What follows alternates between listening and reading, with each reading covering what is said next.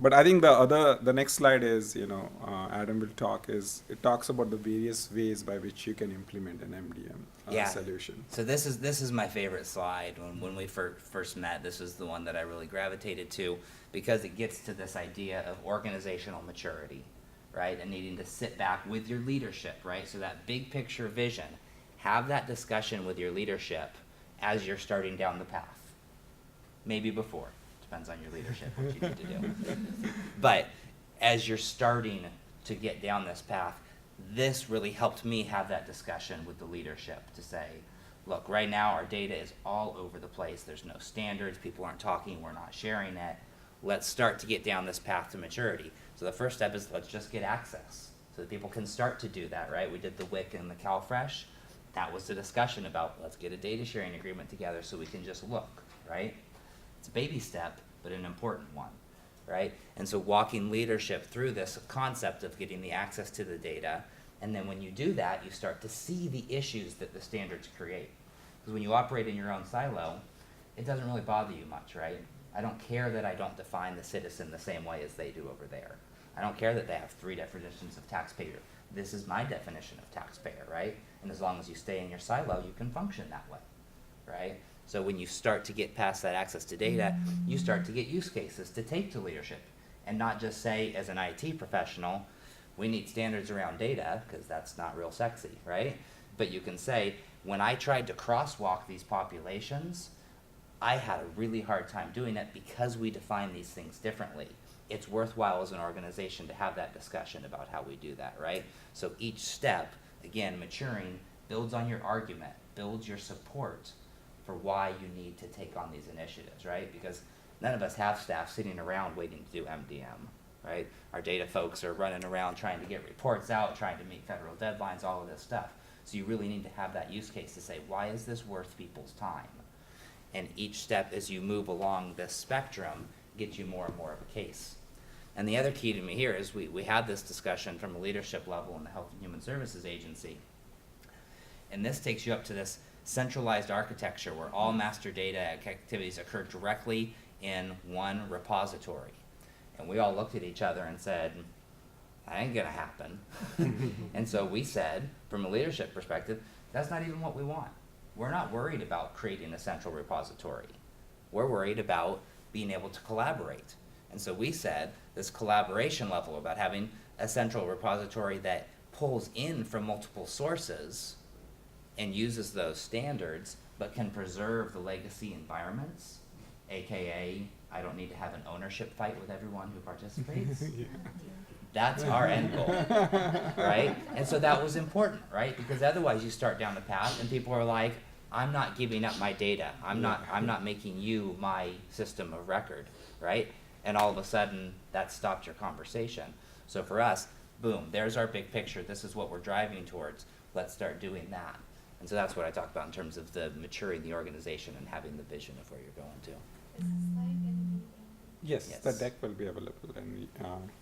And I think that is, I would say, even if I look at FTB, we started at the bottom and we are at the collaborative end, because even they are slowly moving towards centralized, but that is still, a leap to take. As you said, giving up away the systems is not that easy. But even if you reach the collaborative, you have achieved the benefits of it, because you have now got all your data from various systems in a centralized place, and you can publish those back to those systems. And those systems could decide to take that master data or try to skip it, basically. But at least you have provided them that benefit. And a lot of those separate systems were happy with it, because not only they had better data coming back, they could use it or not use it. It was up to them. So they were kind of feeling that they still own their system, plus they are reaping the benefits of master data that is coming back to them. So, there is definitely integration aspects of it, which is also, gets a little complicated, but how do you keep all this data in sync? But again, those are the things that, we can work and flush out. But again, the main thing is having that vision, deciding, as Adam said, that this is the level that we want to go to, and then start building those steps towards that is important. But yeah, you need to start. You shouldn't wait for the final vision. Yeah. Start with one system, show progress, show that you got benefits. And that's what even at FTV, once we showed one or two systems, others, they were then rushing to get in line, basically. It was like, no, I want to go next, no, I want to go next, because it was proven that it works and it is true. And definitely, initially when you start, you're more skeptical about any new technology. Is it really going to work, or is it really helpful? And the programmers will tell you, no, our programs can do better matching than the products that they are bringing. But they themselves were surprised that, they were wrong, in the sense, they did their best based on the technologies they had. But, things have improved. There's a lot of statistics nowadays that is used. And, I think we should embrace that, use that, and take advantage of those things, basically. I want to expand a little bit on this, kind of what Adam was talking about. It may not be very obvious in this picture, but joining it together, not the whole system doesn't go to the MDM. So all the accounting, all the history, all the financial stuff, or whatever you're processing, stays in the legacy systems, or may stay in legacy systems. You're really only talking stuff that you're mastering and linking together. So like just the demographics is the best example per person. You basically just keep track of the demographics there to link all the data together. Once that data is linked together, then you can expand at the higher level. So it's the siloed systems aren't necessarily bad because they do their own functions. But when you want to pull it together, you want to see the cross view. That's where the MDM comes into play. So it's really, you're kind of saying, oh, we don't want our stuff in there because we don't care about the other systems. You're right. Each individual department within the agency may not care, but the agency as a whole might care. So the departments give the data, the agency is the one that's doing the cross-department research or the cross-department reporting, that kind of stuff. So it's not necessarily really obvious here. You need to think about it from that perspective as well. So that allows you to get your centralized. You might be, we're going to have everybody focused in their system, or it could just be, just send me your demographics so I, as the higher level, can do the cross-system, cross-department, cross-agency analysis. Yeah, I think, it's very important that you start small, show progress, and then reach there, because, that's how we succeeded. Because a lot of the times when we started, the vendors told us, even though we are vendors, the other vendors told us, just do big bang and put everything one. And we said, we can't see how that would work. How would we get like 25 systems to agree on a single definition, and we would be here years and years just trying to get them on the same page. So we just said, no, I think we need to do one at a time, and we were kind of advised not to do that. But we said, no, we have to, because that's only we can do is like early wins is what we used to call it. Do a small win, and yeah, it took a little extra time than a big bang, but at the end, everybody was convinced and they were on board. So that's what we highly recommend, that we do small, start. And that way, even like with the California's approach of being agile and smaller projects, that helps. You don't have to now do a big RFP and say, I want the whole thing, versus you could say, I want to do master data on these 2 systems. Let's do that as a group. And let's show progress. And then say, okay, the next RFP could be now add another 5 more systems to it.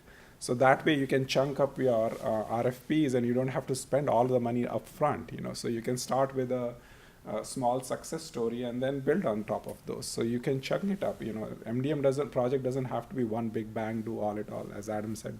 So do 1 or 2 systems that you think are crucial, show value, show that the money spent was worth it, and then go build another more, or add on to that, basically. And it doesn't have to be a system either. In Health and Human Services, a lot of times when we look at pilots or subsets, we deal with foster youth. It's a very well-defined population that spans across a variety of services, right? So you can chunk it out in different ways. Yes, and over the last couple of years, we really worked on foster youth and psychotropic medications.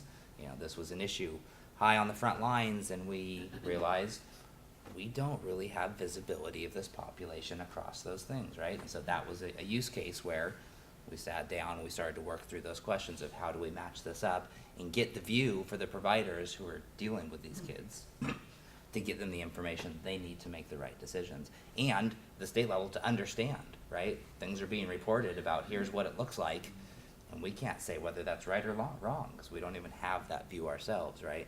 And so you can pick what is that subset, right? And then expand from there by population, by system, anything. Yeah, that's true. So I think the next slide we had were like some of the simple questions or things that you should be thinking if you're thinking of implementing an MDM solution is, you know, what are the, like what we were asked, okay, how do we go, where do we start, what do we do first, what do we do second, what do we do third? So here is like kind of the steps we listed at a very high level as to where, you know, what are the things that we would want to do.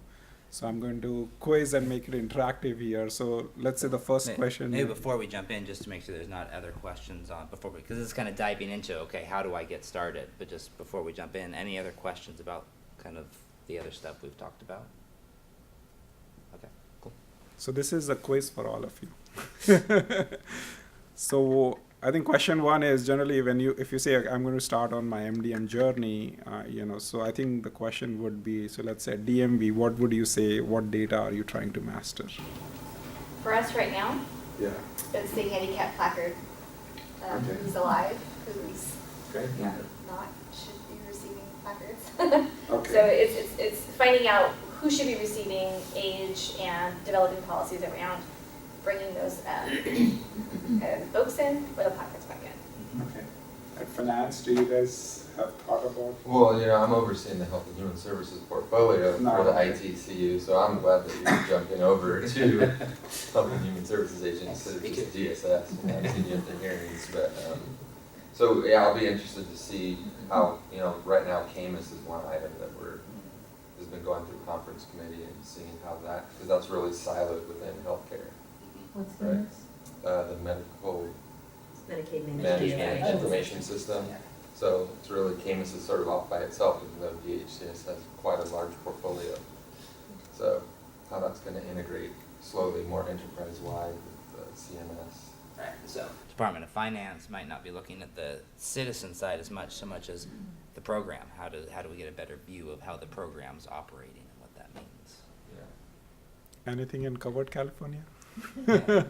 Enrollment. Enrollment.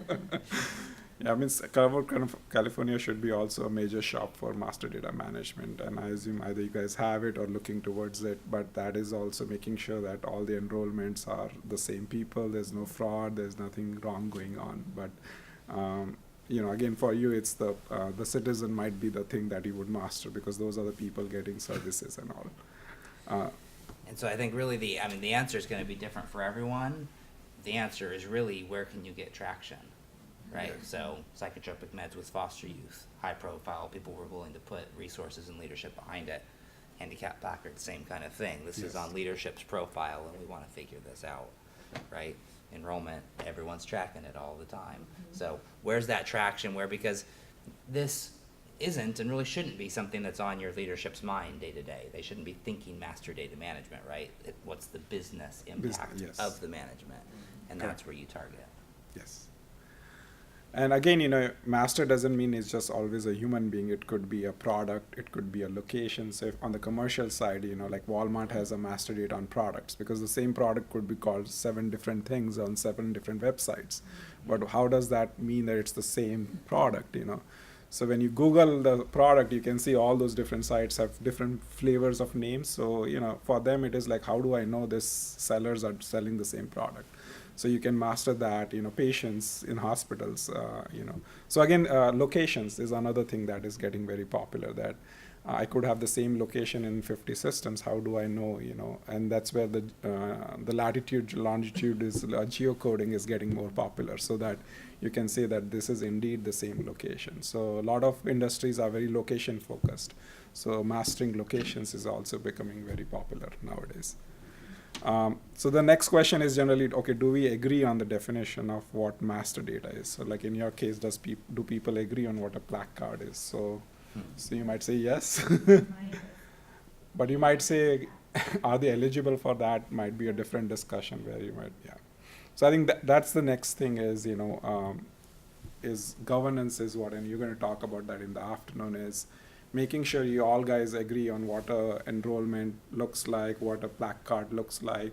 And if you have a common definition, you have won, more than half the battle right there. So for us, that was the biggest battle of getting a common definition of a taxpayer. Took us time. And it took us months, not because back and forth, we would say, no, IRS is defining it this way, this guy is defining it that way. And we are like, no, we do it this way, So, and again, it took us some time, but, eventually we got there. But if you already have that governance in place, it's half the battle is already won kind of thing. The next thing that you would look at is what are the characteristics of that master data? So like placard or enrollment, what defines that, So do you have any examples? What would you think? Oh, well, I mean, it depends on what you're picking, right? But you need to decide what's going to be important to you. Again, your risk threshold, right? So in terms of defining the characteristics around it, does it need to be social security number, right? If you really want to be careful, that's going to be it. Or are you looking at address and date of birth? That you can get pretty good with that, but what's your risk tolerance there? Because there are going to be people with the same date of birth and hospital they're born in. Yes, that's what. So I think it's basically, as you look at mastering your data, you need to kind of look at what makes that person or that product unique. What are the characteristics in terms of a placard or in terms of enrollment? Is it the name? Is it the SSN? So you need to look and understand what in your current systems, what is that you're capturing that you could master on. You can say, this is what will help me identify this person or this product uniquely. And you might say, okay, here are the 7 things we did. In fact, at FTB, there was some system that only had 2 things, name and SSN. That's it. There was nothing else, so there was only 2 elements. And there were others where there were 17 things for it. So you're going to see those kind of things also, where there are certain systems that have a lot of information that you could use and certain that are very sparsely populated. So that kind of leads into the next question. So are we missing something? Because, if you go look at it, it's possible that email address is not captured, and more new systems are capturing the email address. So what are the things that we can add to the existing systems to enrich the data so that you can later on do better master management of it? And I think this is a key question, because I think a lot of people go down the road of data management and think that I'm just cleaning up what I have. I'm just replicating what I have in a more usable, clean format. And if you just do that, you've taken big steps forward. But while you've got all of the policy people in the room to have this discussion, while you're going through the pain that it takes to have this discussion, you've got the right people in the room to say, what could we be doing better, right? A lot of times you're dealing with data that's been collected the same way for 30 years. So, email, cell phone, those sorts of things. What could we do better that would provide us even better business value in doing this? And in doing that, it's a minimal amount of additional pain to add those discussions when you're already pulling all those folks together. So I think a lot of people miss that step because they're trying to get to that clean data and they miss that opportunity. A good example of this actually was from FTB. On the, if you remember in your 1040s and your 540s, there is a place for date of birth for your kids and their gender. They didn't capture those in the past because they didn't want to wait. They were worried about disclosure issues and legality for gender biased or age biased stuff. But if you go back to our original example of Bobby and Robert at the same address, if you have a date of birth there, that could be a junior and a senior. That date of birth not only helps make them the same, it also keeps them apart. Same thing with gender. You have Chris and Chris, or names that sound alike. I have, Pat and Matt, sisters that are twins. Twins, brother, sister, live in the same household, same date of birth. Oh, one's male, one's female. Oh, that's a different person. So there's some things not only help keep them together, also there's stuff that also keeps them apart. So any of that extra information that we can start capturing in the future will help a lot in your data quality and your master data management. And I think something that you've been talking about, having the right people at the table to make those policy decisions was absolutely critical for us, because you know, from my perspective, I'm thinking about the privacy impacts. I'm looking at the disclosure risks. Okay, now we're collecting all this extra data and holy moly, we gotta take care of it now. And are taxpayers going to be offended or feel that their privacy is being infringed upon even more if we now say we need this, right? And we had to make those tough policy decisions, and it's working out, it's okay, right, it's working, but it's a tough, having the right people at the table, I think, is critical. The governance. I think we are almost running out of time, so we're going to do a quick finish up. So basically, the next topic you guys should look at is the quality of your data and make sure that you improve the quality, but also start put governance in place in terms of modifying your processes to make sure that you're not garbage in, garbage out kind of thing. So we had to tweak certain business processes where they would handle like, oh, this is a bad record, and they would put something in there, and we were like, how do I know this is a bad record? So we put governance in place that this is how you flag the bad record given the constraint of the system. So that way, behind the scenes, we could tackle it. So again, quality is important. The more better quality, the better you master the data, the better the records come together. So that's something you should focus on. Going to just jump through this quickly. So the next set of questions is basically, which system should be first. So in your case, you could say placards or enrollment. And then basically go through the exercise that we've been talking about. You have to now, the product comes into picture where you put the data into the product and then you start seeing results of the product and see, okay, that's where you have to bring the whole set of people in there, along with privacy and say, okay, are this indeed the same people? And if yes, are we okay with it or are we not okay with it? So it's a give and take, sometimes you like at FTB, the auditors want to be really aggressive. They are okay with matching maybe 2 bad records. They are not going to kill anybody. But the accounting people are not at all okay because they are not, I don't want to send bill to a wrong guy and get into the papers. So there is always this contracting or, risk adverse needs, high risk needs, low risk needs. What MDM gives you the benefit is you could create even different views of the citizen. So you could have a view for an auditor that might show you the more aggressive view, and then you might have a view for the accounting that is a less aggressive view. So you could have the same master data presented in different views, and sometimes that helps a lot because different organizations have a different risk appetite, but behind the scenes the data is exactly the same. It's just giving you a different outlook of how that information looks like, basically. So again, as we said, start small and build upon it, and buy success, but have a final dream in place that this is where we want to reach to, and then build upon it. Don't just do MDM all over the place, and then you're not bringing, because ultimate goal is that you need to bring that holistic picture together. Is very important, basically. Thank you. Thank you.